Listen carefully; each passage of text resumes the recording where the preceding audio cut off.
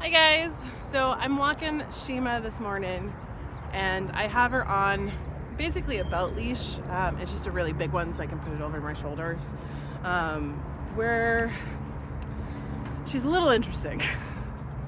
So you can see that she's walking pretty much right next to me, doing pretty okay. I have her in a prong collar and a slip collar, and I'll show you the configuration that you can do at home. She's not pulling. When she's calm, when she has cues of safety, she walks beautifully, if a little inquisitive to the things around her. But when we have something that startles us, when we have something that she doesn't like, one of those triggers, that's where the pulling, the franticness, like you lose her. It's also where she does that like spring-loaded action, if that makes sense, in her behavior. So there's a car coming behind me. And for the most part, I've been able to get her to walk calmly with cars. So right now, she hears birds and lizards and rabbits and stuff that she was interested in. So this is where I hold a short leash, and I'm gonna give her those micro corrections. Nope, with me. Nope, with me. Good girl, come on. And if she gets squirrely on you, the idea behind this is that you just keep going. You're just, nope, we're going. Now, when it's a hard pull, when it's a hard correction, that's when we do those circles or roundabouts. And it's also, I think, the next step of her training is going to be environment pushing. So when we're in the facility, we're in the training room, we're in the office or the lobby, she's so uncomfortable in those facilities. Really what we're doing is building tolerance. So I'll tolerate this thing. I will learn to accept this thing. She'll eventually settle.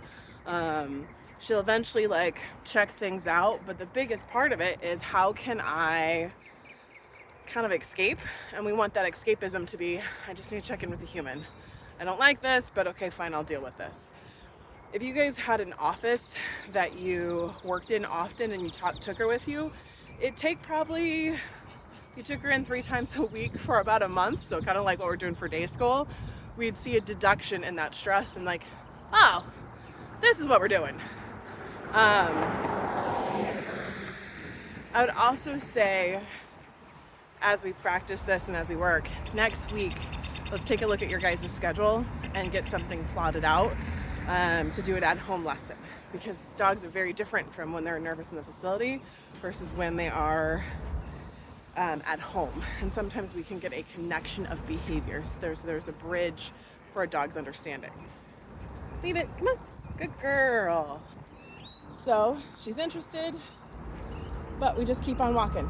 Come on, good girl, hey, yes. Now we got derpy tongue, we got excited dog. Let's see if I can get it for you. She's walking pretty well. She's walking pretty much in line with my body. There's a little more tension than I'd like, but that's also where I can just grab the leash. Hello. Leave it. Let's go. And keep walking. Yes. Good girl, Shima. Good girl. Now, ideally, when we do this, she checks in with us. But right now, her not lunging for a person or nose bumping them to say hi, I'm going to take a win as a win. It's baby steps or increments when we're working on fear behaviors like this. She really has come a long way in her tolerance of things and her looking for understanding for things. But it's also about just at this point exposure and consistency. This is the not fancy pretty part of dog training. It's proofing behaviors in multiple environments. So that's where today we're out walking around the complex. This is probably the 2nd or 3rd time we've done it. I'm gonna try to take her, we have a little park that's just around the corner from us that's walking distance. I'll take her to that. So there's a big truck driving past us. Good girl, yes. Yes.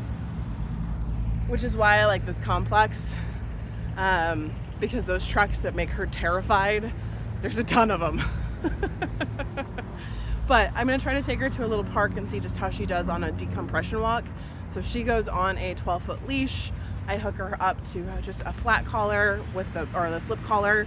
And she just gets to sniff. She just gets to explore. I have her on a long lead so she gets the freedom to go about and do her thing.